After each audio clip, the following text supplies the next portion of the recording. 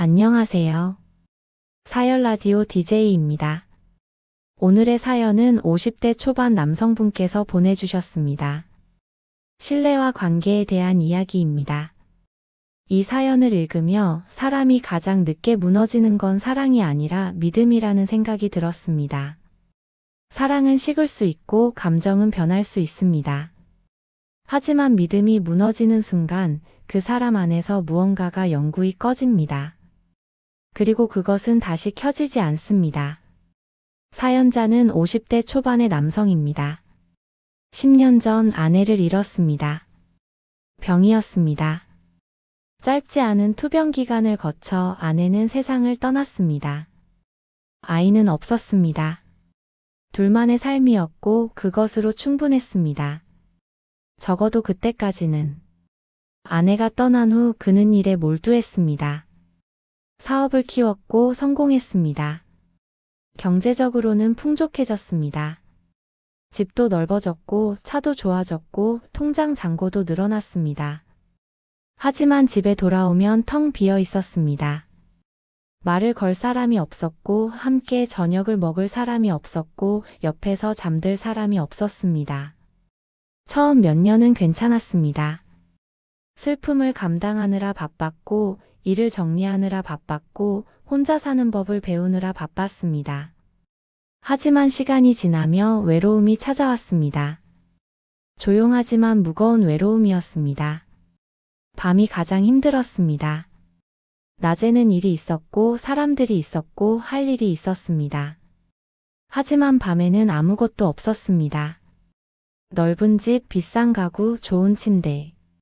그 모든 것이 외로움을 더 크게 만들었습니다. 그는 생각했습니다. 이렇게 늙고 싶지 않다고. 이렇게 혼자 죽고 싶지 않다고. 돈이 많아도 집이 넓어도 혼자면 의미가 없다고. 누군가와 함께 나이 들고 싶다고. 말을 나눌 사람이 필요하다고. 그는 결혼정보회사를 찾았습니다. 쉬운 결정은 아니었습니다. 50대 남자가 결혼정보회사를 찾는다는 게 부끄러웠습니다. 하지만 다른 방법이 없었습니다. 자연스러운 만남을 기대하기에는 나이가 많았고 주변에 소개해줄 사람도 없었습니다. 상담을 받았습니다. 조건을 이야기했습니다.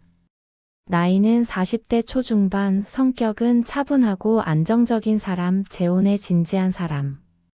그는 진지했습니다. 장난이 아니었습니다. 제2의 인생을 함께할 사람을 찾고 있었습니다. 몇 차례 소개를 받았습니다. 만났고 대화를 나눴고 인사를 나눴습니다. 하지만 마음에 드는 사람은 없었습니다. 어색했고 어색함을 넘어서지 못했고 다시 만나고 싶은 마음이 들지 않았습니다. 그러다 그녀를 만났습니다. 40대 초반의 여성이었습니다. 프로필에는 이혼 경력이 있다고 적혀 있었습니다. 자녀는 없었습니다. 직업은 평범했습니다. 사진은 단정했습니다. 첫 만남은 카페에서였습니다. 그녀는 조용히 들어왔습니다. 화려하지 않았지만 깔끔했습니다. 인사를 나눴고 자리에 앉았습니다. 그녀는 먼저 말하지 않았습니다. 그가 말을 꺼내길 기다렸습니다. 조심스러워 보였습니다. 대화가 시작됐습니다. 그녀는 말을 잘 들어줬습니다. 끼어들지 않았고 공감했고 고개를 끄덕였습니다. 그의 이야기를 진지하게 들어주는 것 같았습니다. 그는 편안함을 느꼈습니다. 그녀는 자신의 이야기도 했습니다. 이혼 후 혼자 살고 있다고, 외롭지만 버티고 있다고, 다시 누군가를 만난다는 게 쉽지 않다고 말했습니다. 솔직해 보였습니다. 꾸미지 않는 것 같았습니다. 그는 그 솔직함이 좋았습니다. 그 후로 자주 만났습니다. 그녀는 항상 배려했습니다. 그가 피곤해 보이면 일찍 헤어지자고 했고, 그가 바쁘면 다음으로 미루자고 했고 그가 무엇을 원하는지 먼저 물었습니다. 자신을 내세우지 않았습니다. 그의 일정에 맞췄고 그의 기분을 살폈고 그를 먼저 생각하는 것처럼 보였습니다. 그는 생각했습니다. 이 여자는 다르다고. 이전에 만났던 사람들과는 다르다고. 진심이 느껴진다고. 함께 늙어갈 수 있을 것 같다고. 그녀는 연약해 보였습니다. 이혼 후 상처가 많다고 말했습니다. 조심스럽게 살아왔다고, 다시 믿기가 어렵다고, 천천히 가고 싶다고 말했습니다. 그는 이해했습니다. 기다려주겠다고, 천천히 가자고, 서두르지 않겠다고 말했습니다.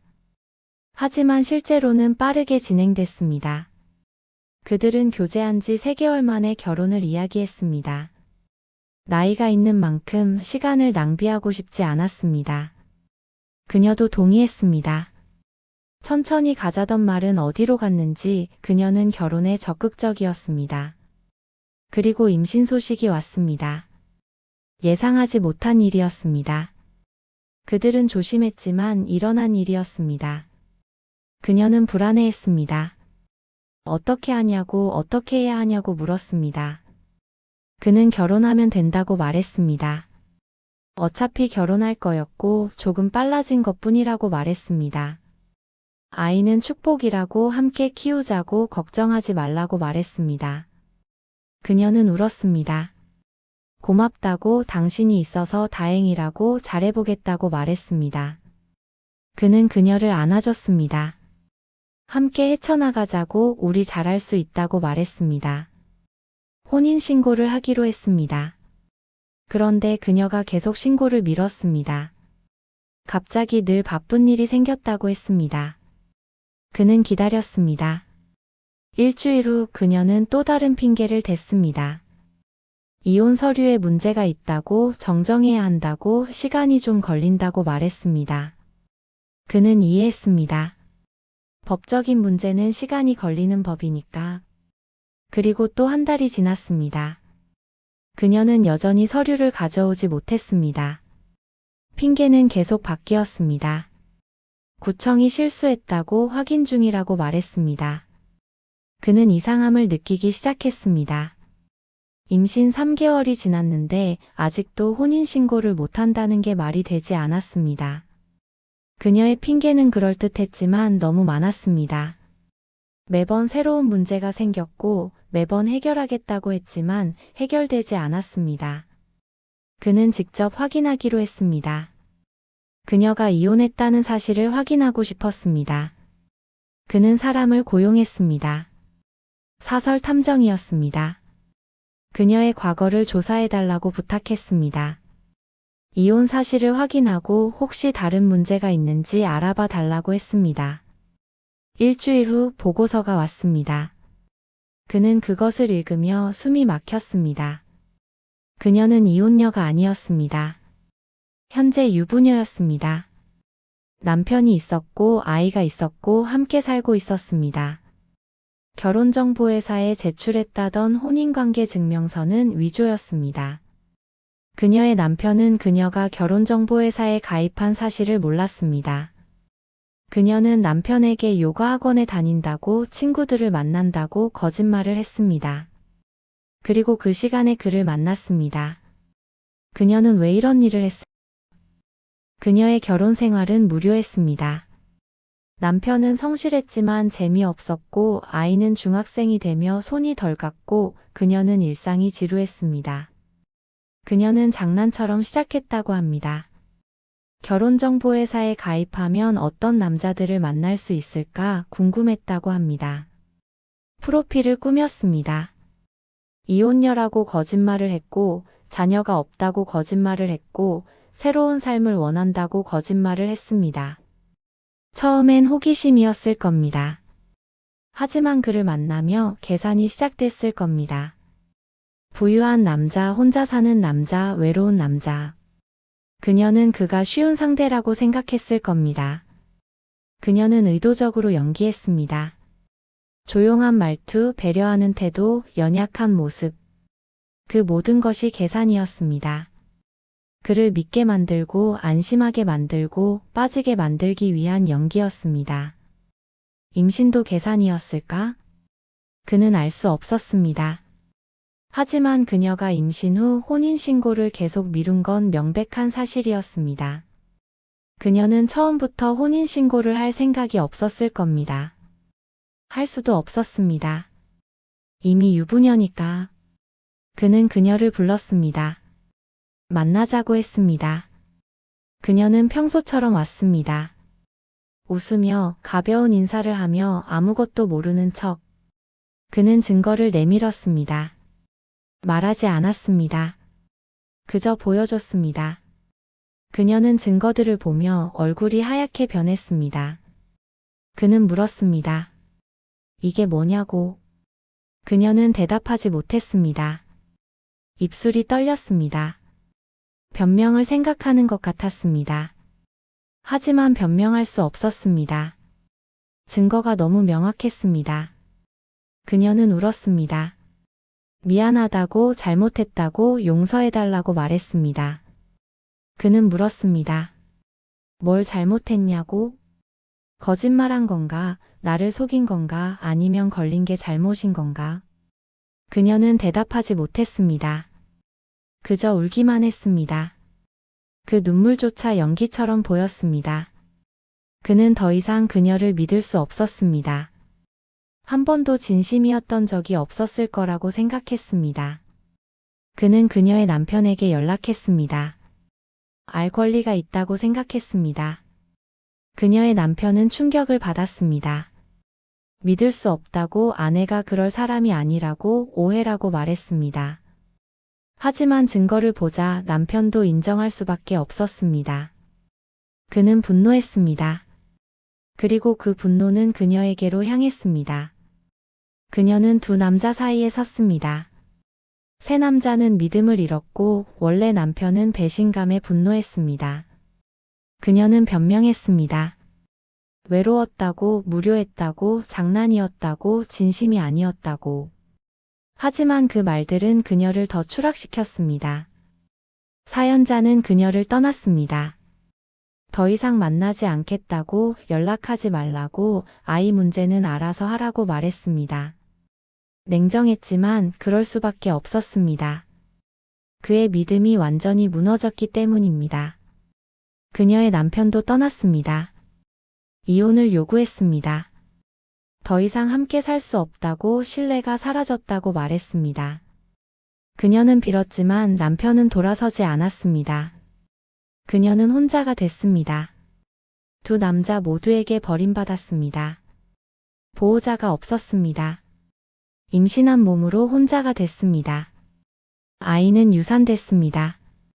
스트레스 때문이었는지 다른 이유 때문이었는지 알 수 없습니다. 하지만 결과는 같았습니다. 그녀가 지금 어떻게 살고 있는지 사연자는 모릅니다. 알고 싶지도 않습니다. 그저 자신의 삶에서 완전히 지워버렸습니다. 사연자는 지금 혼자 살고 있습니다. 여전히 넓은 집에 혼자 살고 있습니다. 사업은 계속하고 있고 더 부유해졌습니다. 하지만 더 이상 누군가를 만날 생각은 없다고 말했습니다. 그는 사연 끝에 이렇게 썼습니다. 이제 내 인생에 여자는 없다고. 사람을 믿는다는 게 얼마나 위험한 일인지 깨달았다고. 외로움은 견딜 수 있지만 배신은 견딜 수 없다고. 그는 조용히 살아갑니다. 일하고 집에 돌아오고 혼자 저녁을 먹고 혼자 잠듭니다. 예전처럼 외롭습니다. 하지만 적어도 속지는 않습니다. 적어도 배신당하지는 않습니다. 그는 이제 아무도 믿지 않습니다. 천사처럼 보이는 얼굴 뒤에 무엇이 숨어 있을지 모르기 때문입니다. 조용한 말투 뒤에 어떤 계산이 있을지 모르기 때문입니다. 눈물 뒤에 어떤 거짓이 있을지 모르기 때문입니다. 신뢰는 한번 무너지면 다시 쌓을 수 없습니다. 그것은 건물처럼 재건할 수 있는 게 아닙니다. 깨진 유리처럼 아무리 붙여도 금은 남습니다. 그리고 그 금을 통해 모든 것이 다르게 보입니다. 이 사연은 사랑을 믿은 사람이 아니라 사람을 믿은 사람이 어떻게 침묵하게 되는지에 대한 이야기였습니다. 여기까지가 오늘의 사연이었습니다. 모두 오늘의 사연 어떻게 들으셨나요? 의견을 댓글로 남겨주세요. 그리고 모두 편안한 시간 보내시길 바랍니다.